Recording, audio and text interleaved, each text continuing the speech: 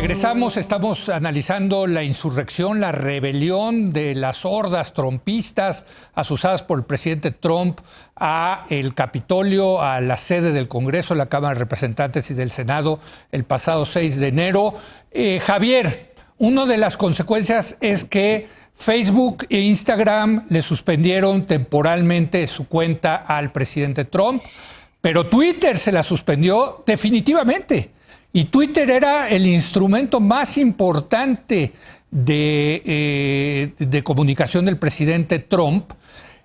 Muchos dicen, se pregunta si esto es censura o no es censura. Yo sí creo que es censura. La pregunta es si se justifica esa censura, Javier. Creo que no es la única pregunta. No, bueno, claro. No, bueno, te voy a decir porque la censura, en este caso, tal vez se podría justificar, pero la segunda pregunta es quién decide si censurar o no, y ahí es donde yo tengo problemas. Y tiene que ver con el enorme poder que tienen 2, 3 señores, que nadie votó por ellos, que no tienen que rendir cuentas a nadie, más que en algunos casos a sus accionistas, etcétera, etcétera. O sea, que ellos sean quien decida censurar a una persona, en este caso a Donald Trump. Es decir, creo que sí hay, en términos otra vez morales, un buen argumento para censurar en ocasiones a alguien como Trump, pero creo que la forma en que esto sucedió no me encanta, sobre todo porque estas personas que decidieron censurarlo se beneficiaron enormemente del personaje, hicieron una gran cantidad de dinero. Se portaron de una manera estos 4 años que creo que no les dará, no les da el derecho, por lo menos moral, de después de 4 años decidir. Pero a ver, entonces, Javier, ¿no debieron de haberlo censurado? ¿Esa es tu postura? Te digo que es confuso. No me gusta que el señor Zuckerberg, y se me olvida el CEO de Twitter, decidan estas cosas y que tengan el poder político que tienen. Bueno, no, pero es lo que es. Entonces, es lo que tenemos, Javier. Y ellos son los que deciden. Debieron estas 2 personas, que tienes toda la razón, han acumulado un poder enorme, ya lo tienen. Debieron de haber censurado sí o no a Trump. Lo que te estoy diciendo es que creo que no hay que contestar esa pregunta sin hacer las otras. Es lo que te estoy diciendo. La pregunta puntual que me haces, sí estoy de acuerdo con censurar a Trump en ciertas situaciones como esta, en la pregunta puntual, pero insisto que no hay que contestar solo esa pregunta puntual, hay que contestar esa pregunta puntual que nos haces, pero también contestar las muchas otras preguntas que surgen al contestar esa pregunta puntual. Pero la pregunta puntual te la contesto, sí. A ver, Jorge, creo que tú querías entrarle. Venga, Jorge. A ver, yo estoy de acuerdo en que sí. No estoy seguro que la palabra censura sea la mejor, pero eso sí, o todos coludos o todos rabones. Si es censura que Twitter y Facebook bajen a Trump, es censura que NBC baje a tal o cual comentarista y que PBS baje a tal o cual comentarista. Censura. Es censura que tal o cual cadena de radio en México no solo despida a alguna gente, sino que prohíba que esa gente sea entrevistada en sus distintas emisiones, y también es censura cuando un periódico despide a un colaborador. Porque yo entiendo la palabra censura como lo que hace un gobierno, el Estado es el que censura. Cuando se trata de propiedad privada, entramos en toda esa discusión que dice Javier, que es una discusión válida.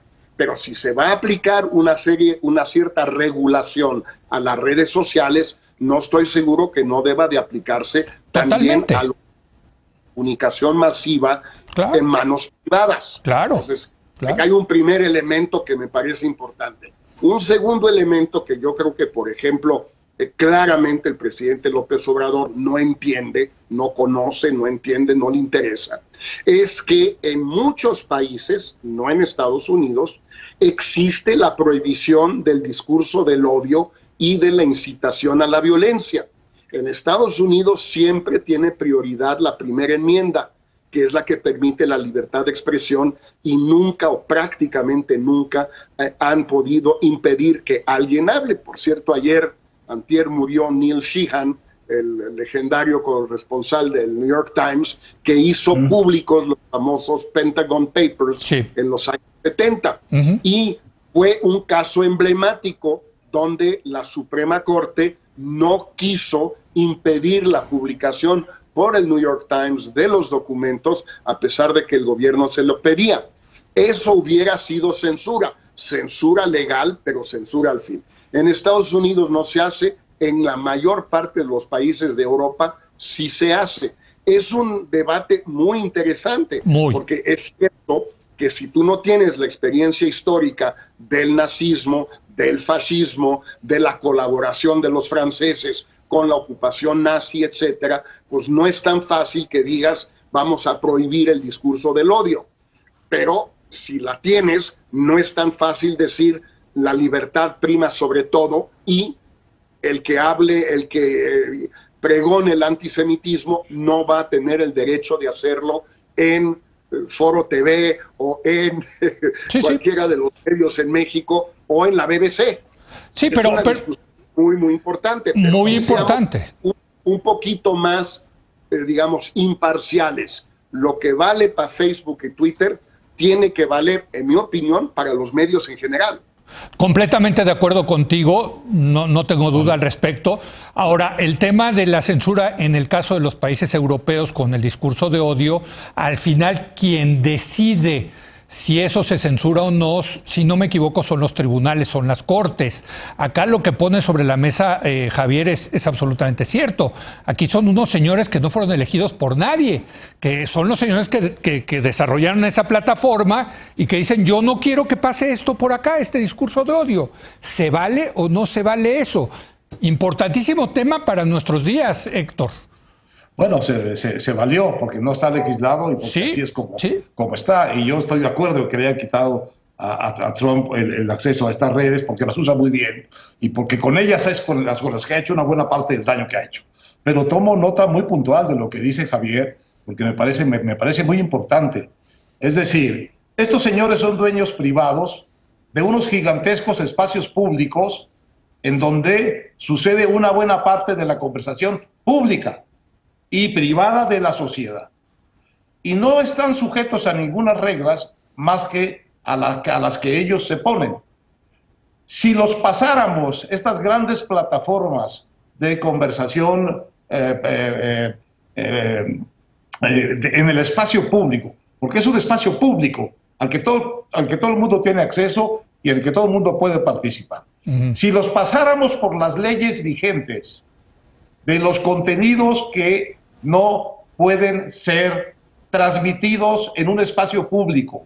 Por ejemplo, esto que muy oportunamente cita Jorge, de los discursos de odio, lo que pasaría, y voy al argumento de Javier, es que estos señores perderían un dineral, perderían una gigantesca cantidad de millones de dólares, porque tendrían que estar bajando continuamente la basura de que están llenos sus espacios públicos, con discursos de odio, con discursos de difamación, con mentiras, con mentiras y con videos y con los peores impulsos del ser humano que anónimamente puede poner algo en un espacio público para joder a otro ser humano. Entonces, yo diría que esos espacios públicos necesitan una legislación pública para que, como dice Jorge, o todos coludos o todos rabones, y que no sea el señor dueño el que diga, o el codueño, o el director, el que diga, no, pues Leo, no, y Javier sí. No, a ver, ustedes tienen una gigantesca plataforma de difusión de contenidos. Están obligados a lo que están obligados todos en materia de contenidos. Es que te voy a decir, si los pasas Héctor, por las leyes vigentes, lo que va a suceder es lo que dice Javier. Van a perder un titipuchalde. Es que, híjole, sí existen esas regulaciones que tú dices para Twitter, Facebook y para Google en China, donde hay censura. O sea, sí hay esas regulaciones. Y si me preguntas, a mí no me gusta nada ese modelo donde el Estado le dice que sí puede publicar y que no puede publicar a esas redes sociales, ¿no? Yo he estado en China y es imposible navegar en China, porque está todo censurado. Hay una contradicción, hay un gran vacío en este asunto. A ver, eso es lo que hay. Me queda un minuto para cada quien para una última ronda. A ver, Javier, venga, rapidísimo, por favor. 30 segundos, perdón. Las opciones no pueden ser o nada como en Estados Unidos hoy o China. Si esas son las opciones, bueno, estamos amolados, ¿no? Creo que hay muchas posibilidades entre esos dos extremos. Pero claro que algo se tiene que pensar para regular. Puede ser autorregulación, que no significa que Zuckerberg regulación, que no son el dueño de la empresa decide. Sí puede haber alguna regulación por parte del Estado sin caer en el modelo chino. En fin, hay muchas posibilidades. Bueno. Pero si algo queda claro después de 4 años de Trump es que algo tenemos que hacer, porque el poder político de estas empresas es gigantesco. Sí. El modelo de negocios no es compatible con una democracia liberal. Sí. Bueno, y es lo que más le molestó, por cierto, al presidente López Obrador aquí en México. 30 segundos, Jorge. Bueno, yendo a México, ya sé que es lo que más le molestó a López Obrador, porque es lo que le ha funcionado muy bien desde hace 2 años. Es decir, que no sea él, el Estado, que tenga que censurar, que tenga que limitar, que tenga que recortar los sueldos, que tenga que despedir a unos y a otros. ¿Quiénes son los que hacen eso? Los dueños de los medios de comunicación, los Zuckerberg o Zuckerberguitos mexicanos. Pues, se entiende, porque eso es lo que hay, pero es muy parecido el esquema. Le conviene muchísimo a López Obrador este esquema y le ha sacado muchísimo provecho. Ojo que Zuckerberg es diferente de Zuckerman, ¿eh? ¿Para qué? Porque luego a mí me confunden y me preguntan que si es mi pariente. Ojalá, a ver. 30 segundos, Héctor.